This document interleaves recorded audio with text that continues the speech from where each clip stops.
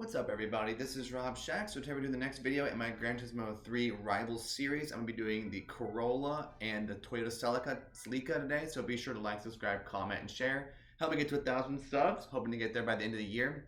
We're doing pretty good. So yeah, just keep it going. Only 6% of my viewers are subbed. So if you're new to the channel, what I do is I do a lot of different things, by the way. But in this series, if you're watching this video, I do a Rivals series in Gran Turismo 3 where I basically pick two different cars that are pretty similar in stats and in performance and everything like that, race them both on complex string, then do a race where the AI drive them both, and then from there do a max speed test to end the video.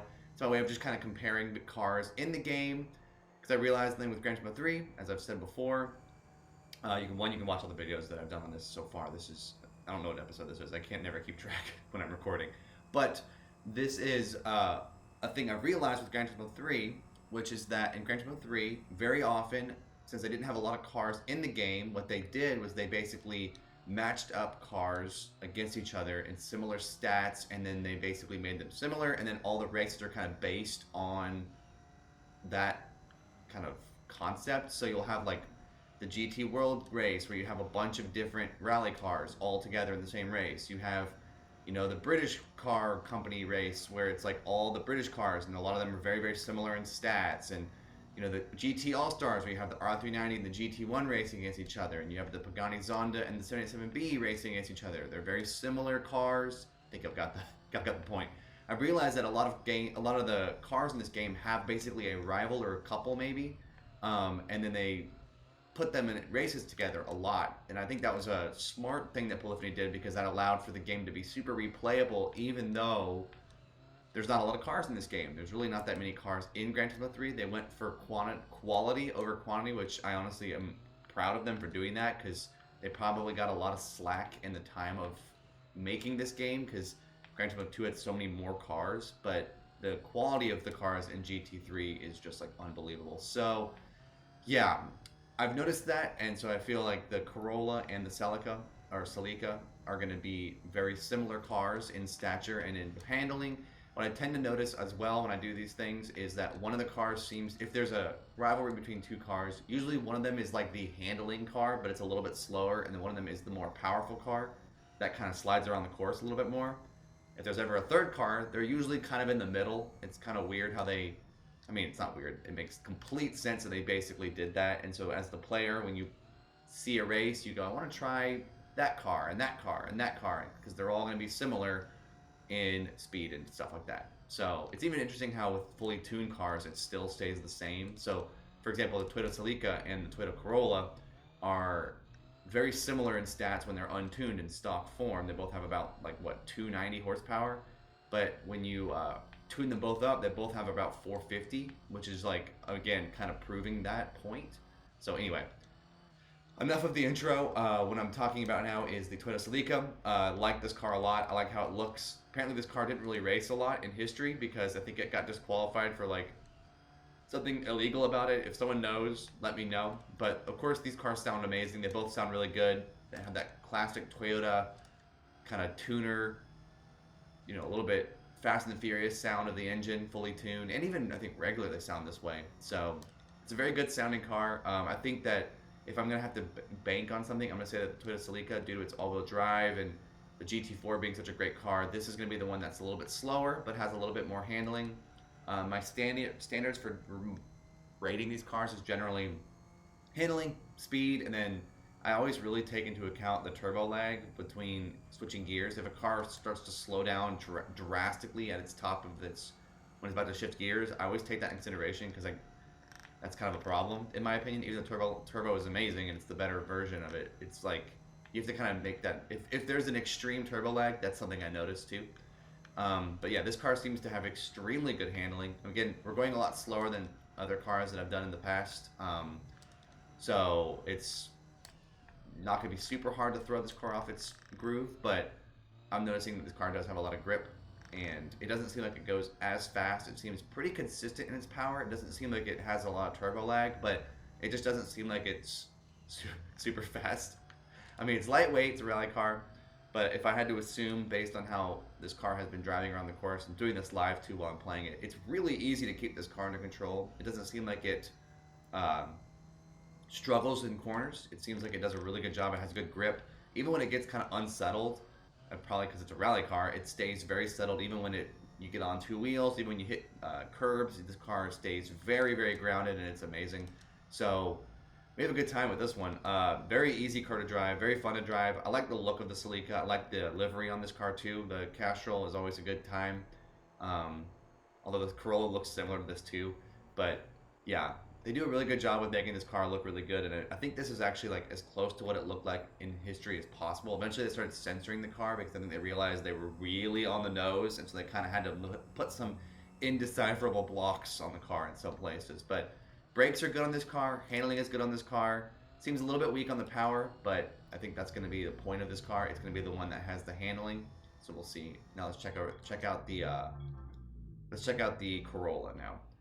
So if it goes according to what I expect, usually I edit the stuff out, but I feel like talking during this time. So yeah, I had to assume, I would say the Corolla is going to be the handling one, and the Celica is going to be the handling one, and then the Corolla is going to be the powerful one. The Corolla does have a little bit more power. I don't expect that to... Just notice something. They actually have the driver's names on this car and the Movistar logos. So yeah, the Corolla is very... This car has changed a lot in later games. They definitely censored this car a lot more because I think they really put a lot of... They basically realized that they're not supposed to basically... How do I say this well? They're basically not supposed to make the car look exactly like an exact model of a certain race, even though that's clearly the car they looked at was this one with the Movistar logos and the people's names on it. But I think they had to kind of make them a little bit more generic, which is why they eventually start censoring the logos that make the car unique to whatever race it was entered into, because this is a very specific 98 Castrol or Corolla rally car with this Castrol livery. So like it's very, very specific, and so I think they realized later like there was way more than one Corolla, so we can't just like put Corolla rally car and then have it be one Corolla. Does that make sense? I think that's why they did it. If I'm wrong, let me know. Definitely noticing right off the bat, this car is way more quick, especially in the lower gears. This thing has a lot more power. It seems like it's way more efficient with power. For having like 15 more horsepower, it seems like it is going way, way, way faster. So we'll see if I can keep it on the road. It does seem like it has a little bit more sliding to it. It's a little bit harder to control this thing. But again, you're not going super fast in the rally cars. They're not like incredibly dangerous or anything like that. So it's not like the end of the world to drive this thing. But definitely noticing that it kind of has a mind of its own a lot more. But I have to be paying attention to the... It does seem like this car definitely suffers from turbo lag too as it gets close to that fourth gear. Really started slowing down. The Celica did not have that problem, or not nearly as noticeable. That was extremely noticeable right there. But then of course the turbo lag compensates for it by right when you switch gears, you start flying. So this car can go pretty quick in its low gears, but for sure the handling is a little worse and the turbo lag is a little bit worse. Cars both look great. Castrol liveries are amazing. They're really, really good. And Toyotas just sound fantastic in this game. I also don't... So it says it's a Corolla rally car, but like every Corolla I've ever seen in life is not a hatchback until like only recently. So I'm kind of confused about what Corolla this is based on. If somebody knows that in the comments, let me know. Because again, I don't really know what kind of Corolla this is. Because I never saw a 90s Corolla that looked like this, that had this body style. So I'm like, is it based on an actual Corolla, or did they just kind of like what is that? Why does it look like this? It doesn't look like a 90s Corolla that I've seen. I've seen a lot of 90s Corollas in my day.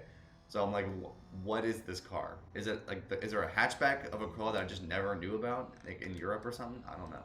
Anyway, yeah, this car is definitely way quicker in the lower RPMs. It's very, very noticeable. The handling does seem a little bit worse, and it seems like because of its excess power in the lower gears, that kind of causes the wheels to spin a little bit. If I had to use my very limited knowledge of what makes cars do what they do, I would say that that's something that is going on there. It seems like it kind of loses control in the lower RPMs as it tries to like use that power, but if you're turning, it's a little bit more unsettled, if you will, as opposed to the Celica, which stayed settled even when I was jumping off curbs. I'm kind of curious how this car will handle jumping on curbs, which I'm trying to do, but it's I'll do it at the end where you get the really sharp turns. But yeah, I like how they I like how the car is more uncensored in the earlier depictions of it. Gran Turismo 2 is kind of an exception because they were basically figuring out everything in that game. So like there are Movistar logos on the '98 Corolla, and the '97 Corolla Rally Car is also in Gran Turismo 2,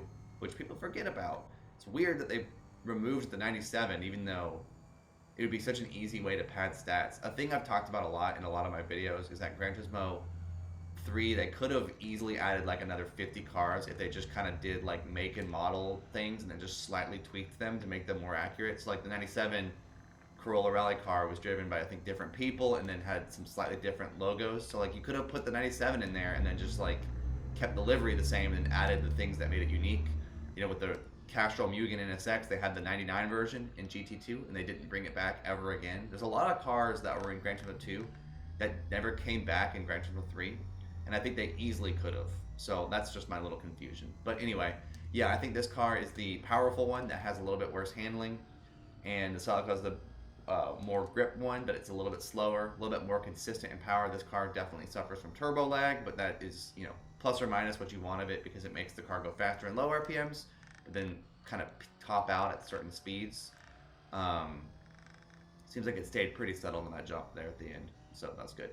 But I think if I had to decide between which one of these I'd pick, I'd say if you're newer to these types of cars, pick the Celica first. When you get used to it, then switch to the Corolla because the Corolla is the more powerful one. Kind of gives you a little bit more of a test. I would recommend that if you're newer to the game. Of course, do what you want. It's totally fine. So now what I'll do next is after this lap finishes, I'm going to go and see a race that has both these cars in them. We'll do a race with them, and then I'll show the replay, show the AI driving the Corolla and the Celica. Cool. Let's just do one more turn here. See if I can handle being a little bit faster. Answer for that is not really, but we got it. We got it. All right, so now we'll switch over to the race.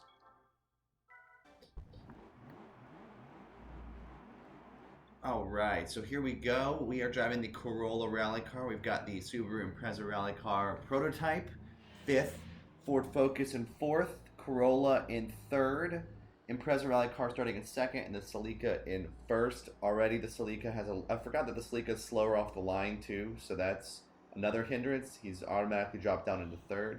So what I'm going to do here is I just kind of wait in the back for a while in this course. I am just going to hover in 6th and just kind of let the AI do their thing. They just kind of bounce around like bumper cars for a while, especially when they're all close. Definitely the prototype is way faster than everybody else. You'll see that in a little bit. But the prototype is very, very good. And basically the Corolla just chills behind the Celica for the first bit here. So Focus is here. Everyone's going to kind of run around each other, so it doesn't really mean anything. Positioning is kind of irrelevant at the beginning because everyone's just kind of bumping each other around and driving on the same ghost pattern here. But I am noticing that the Corolla is very, very passive. I don't really know if that's a good thing or not, but prototype gets up into 1st now, and so he's going to start to pull away. Corolla's chilling in 5th. I'm still in 6th, also as a Corolla. And we are just watching them keep it going here. A lot of sliding around, kind of like, doesn't seem like they really want to try to pass each other. Honestly, they just kind of keep driving in a giant line of cars, and then they just kind of all just follow each other through corners, which is pretty funny. Probably because they're also rally cars, and there's not really a lot of pathing. But that's what makes this game amazing, is watching them try to pass each other is pretty funny. And also, you know, they do take corners way better than humans at some points. Not in this course, but other courses and other videos, y'all can tell. So Corolla is still hanging on. Corolla does have a lot more power, I can tell, but he just kind of sits. He's just being very slow, playing the long game in this video. There he goes, bouldering through the Ford Focus there. Definitely seems to be a battle between those three, and as a result, the Imprezas are just kind of pulling away. I think the Rally Car prototype is the faster of the cars, but still, they are all fighting constantly, and that probably isn't helping anything here. So we're already noticing that the Impreza is starting to get away, but I think the Celica is, well, he reacted to me going past him barely. then that slowed him down. So that was great. I guess partially my fault, but I mean, again, I got to make a pass at some point. So not really sure what to do in there. But it ended up working out well because the Impreza took a horrible line as I went past him. So now they're close to each other again. So I guess that worked out. Corolla's now fallen back into 6th.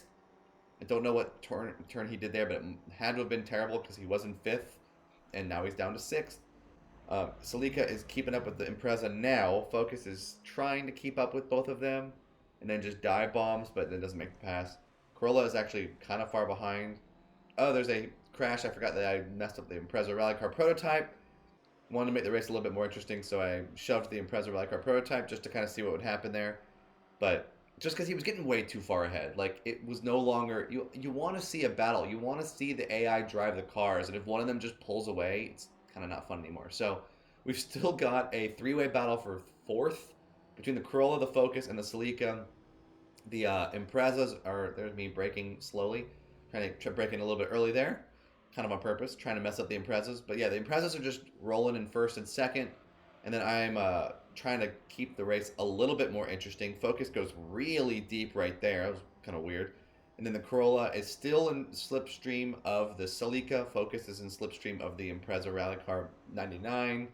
Prototype is, of course, just getting really far ahead again. So I'm like, okay, we're going to have to work on that a little bit. So you'll see what I'll do with that in a second. But yeah, so far the Celica and the Corolla are very evenly matched. Basically, the Focus just kind of comes in and pokes around, and that's basically what throws the order up a little bit. There you can see my car actually got glitched into the wall a little bit. I got stuck and couldn't get out of the wall, but we're good to go. So the Corolla's still rolling in 6th. Up there I go, pushing off the Impreza Rally Car prototype and trying to keep the Corolla and the Celica actually in the same battle because I'm messing everything up, but I'm having fun with it. So now we've got the Impreza Rally Car prototype way in the back, hilariously. See what he can do. He actually makes passes, you'll see. So I'm just chilling now in, I think this is me right here. Yeah, this is me in 5th. So then I just kind of start to try to move my way through without hitting too many people. I just kind of weave through. The Focus does that ghost pathing and then just bumps me a little bit, but I get past him and then now I'm gone. So we still have the Celica and the Focus now fighting for 2nd instead of 6th. And the Corolla is just chilling right behind them. Impreza, again, right behind them. Prototype is just chilling in the back, catching up very quickly, very easily. Clearly a way better car than everybody else. But now we have the Focus taking that turn out wide. And so now we've got our 2 competitors that we're trying to see who's better of in 2nd and 3rd, which is nice. Focus is doing his traditional just bullying thing. Impreza almost started bullying the Corolla there and then stopped. Corolla, I think, is still technically in the draft of the Celica there, so we'll have to kind of monitor this. I think he still is. Looks like he is. But we still have the Imprezas and now the Focus are battling for 4th, so the Focus seems to not be very good. I'm just kind of going to throw that out there. It seems like he's always battling for the last few positions in the race. But it seems more of a handling issue. It seems like he just kind of drives and then goes really deep into a corner when he shouldn't. So now the Celica and the Corolla are actually pulling pretty far away from the Focus. Imprezas are still chilling behind the Focus. Totally could be passing him if they were a little bit more in the aggressive nature, but they're not. That's okay. Corolla is now very, very close to passing the Celica there. The race is about to end. I don't think the Corolla's going to make the pass, but it'd be interesting to see if they kept going, what would have happened, because now they kind of worked their way through the entire lineup here. And the Imprezas, I don't even know what the Imprezas did. I don't know how they got so far behind the Focus. But the Focus actually caught up, and there ended up being a 3-way battle there for 2nd. And then the Imprezas are just chilling in the back. So I don't know what happened there at the end with the Imprezas, but they definitely had a falling out from the front there. So now what we'll do is we'll go on, as I kind of predicted, the Corolla seemed to be the one that was a little bit faster, had some turbo lag, but overall did a good job. Celica seems to be the more balanced one of the 2, but we'll see now how they do in a top speed setting. I'll go ahead and do an oil test or change the oil for this Corolla because I just used it in a race, and then we'll do this going forward. So enjoy the rest of the video. I'll compare their 2 top speeds. Thank y'all for watching. Help make it to 1,000 subs. Y'all are awesome. Peace.